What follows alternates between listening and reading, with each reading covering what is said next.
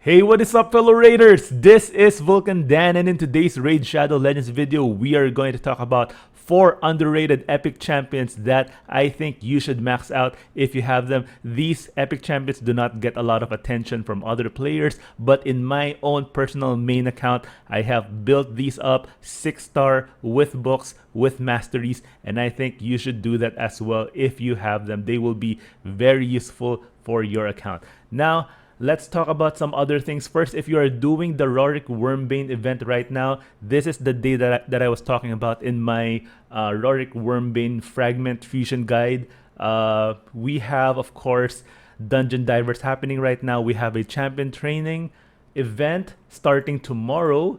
We also have, for the tournaments, we have a Dragon tournament that is almost ending in 1 day. A Fire Knight tournament happening or starting in less than 1 hour. So we do have a lot of events and tournaments happening at the same time that all require energy. Now, if you are a free-to-play player like myself, you would have a very difficult time completing the Fire Knight because the Dragon tournament is just ending in one day. So you don't have a lot of or you've used up a lot of your energy in the Dragon tournament, so you need to spend a lot more energy to get that fragment in the Fire Knight. But we also have the champion training event happening or starting tomorrow.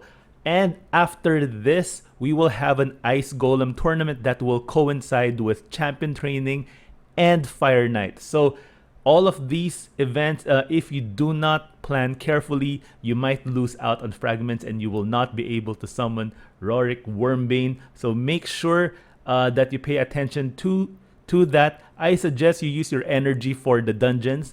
So that's for the Fire Knight and for the Ice Golem when the Ice Golem finally comes up.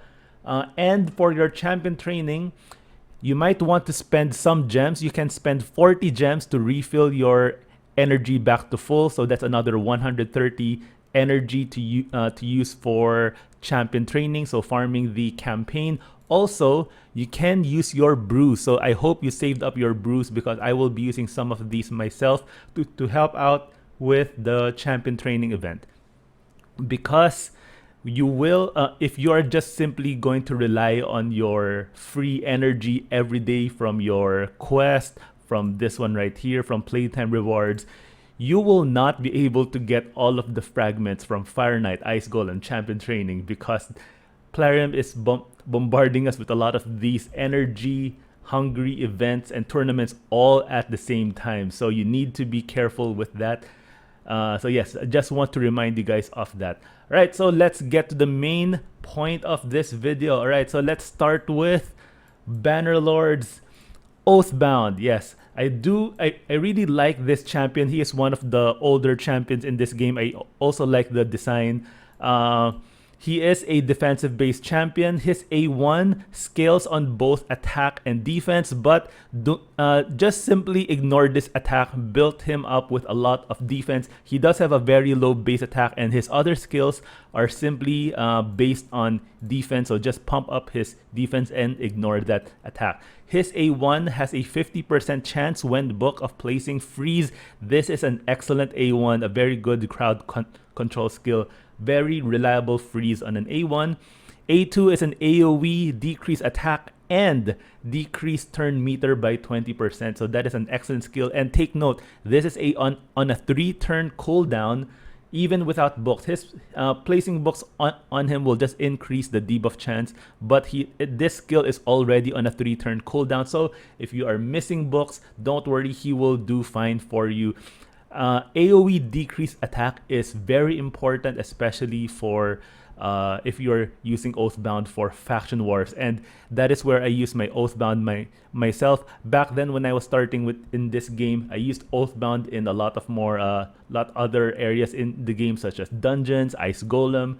But yeah, in the end game, I still use him in my stage 21 or when I farm stage 20 in faction wars. So he is definitely one of those champs that I do not regret building up, maxing. I invested a lot of books, resources on him to get him to level 60. And his A3 is a attacks at random 4 times. Each attack has a 30% chance of placing a block active skill, but this goes up to 100% if they are under that decreased attack. So this A2 works well with that A3. 100% to block active skills for 2 turns. That is huge for Faction Wars. Basically, your enemy will not be able to use their skills. They're just using their default skill, which is their A1. You can book this down to a 4-turn cooldown. And yeah, he doesn't need a lot of books. 4 books here, 4 books here, and another 4 books for a total of 12. He will lock down the enemy waves with his A1 and A2, and for his A3, and then his A2 that decrease attack will help you stay alive longer. Definitely worth building. I do love this champion. Build him with a lot of defense, a lot of speed. Put him in crit rate gloves, defense percentage chest, speed boots. You should basically place practically all of your champions in speed boots with just a few exceptions.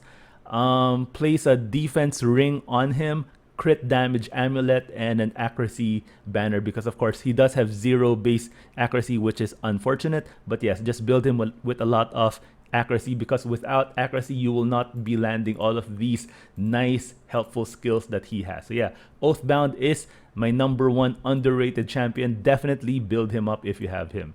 Number 2, let's go to Sacred Order. Lodric Falconheart. He is one of our newer champions. Mainly I use him for the Scarab boss because of his A3 plays a shield buff on all allies for 2 turns equal to 20% of this champion's max HP. This is on a 4-turn cooldown, but you can book this down to a 2-turn cooldown. So yes, that's a 2-turn cooldown for a 2-turn shield. So basically, if you build him fast enough, you can if you build him faster than your other champions when facing the Scarab boss, he will place this shield permanently for all of your champions.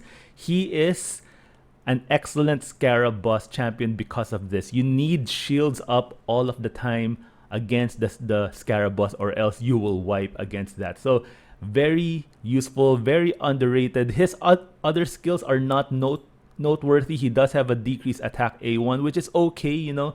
If you pulled him early and you need a decreased attack champion for the clan boss, he will work fine there. He also has this remove debuff and ally protection, but it's on a single ally only, so not a very good skill. This A1 is okay, but it's really this 2-turn shield for on a 2-turn cooldown. So that's very rare that you get a skill on a 2-turn cooldown.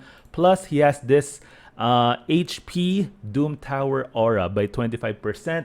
So yeah, using him as your lead in the Scarab boss in the Doom Tower, and it's important that you book this skill, get all the way up to level 7 on this one, so that this is on a 2-turn cooldown, and the Scarab boss will be a breeze for you. So if you are a free-to-play player or a beginner player and you happen to pull Lodric, then Scarab boss will be no problem for you. He is an HP based champion, so just pump up his HP as high as you can with a lot of speed.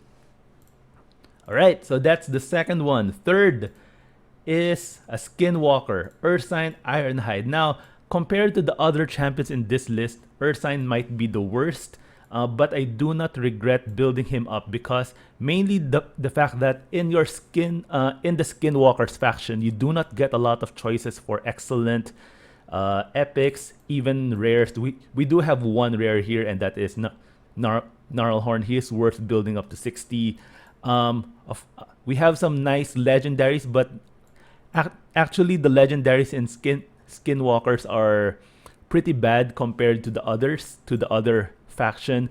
For the epics, we do have a few good ones. We have Basher, Fane, Steel Skull, Hofferys, the Hippo here for revives, but the others, they're okay, but you're really this faction is really lacking in quality champions, especially for faction wars wherein you need a solid team of 5 champs. So Ursine Ironhide actually comes in handy, mainly because of his A3.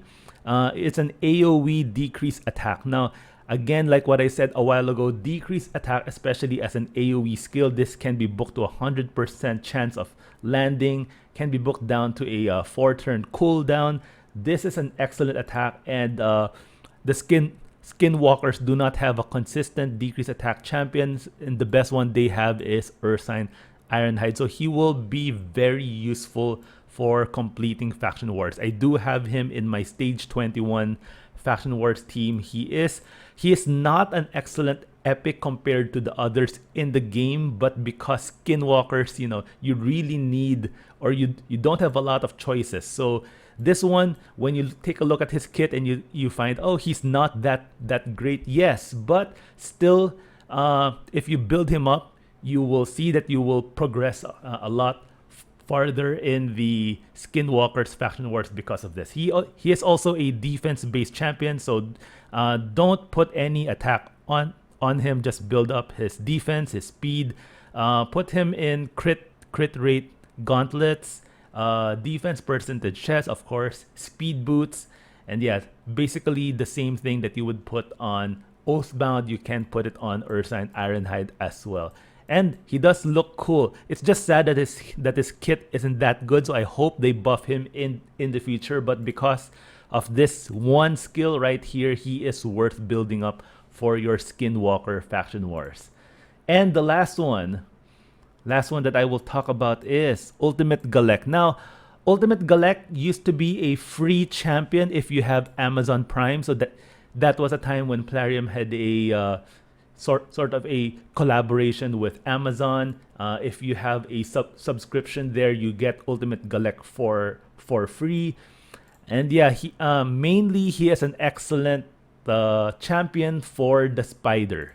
Because of this A3, it's an AoE. Each hit has a 50% chance of placing an HP burn for 2 turns if this champion is under an increased attack buff. So this is HP burn is an excellent debuff, especially for the higher stages in Spider. Now, if you're in the earlier stages, you can just get away with just nuking the main Spider and the Spiderling down with a lot of AoE attacks. So you can have your starter champs like Kale, Aethel. Maybe you have a Skull Crown or any of the heavy AoE hitters. But when you get to the later stages, stage 16, 18, 20, 25, you will need an AoE HP burn champ. Ultimate Galac was that for me in the beginning. Now I have other HP burn champs that does it better, but there's not a lot of AoE HP burn champs. So if you have Ultimate Galac, he is worth building up for the Spider, mainly just because of this skill. So this is the reason why he's so underrated, or not a lot of people talk about him, is because his HP burn is reliant on him having an increased attack buff. So you need someone, or you can have himself place that increased attack.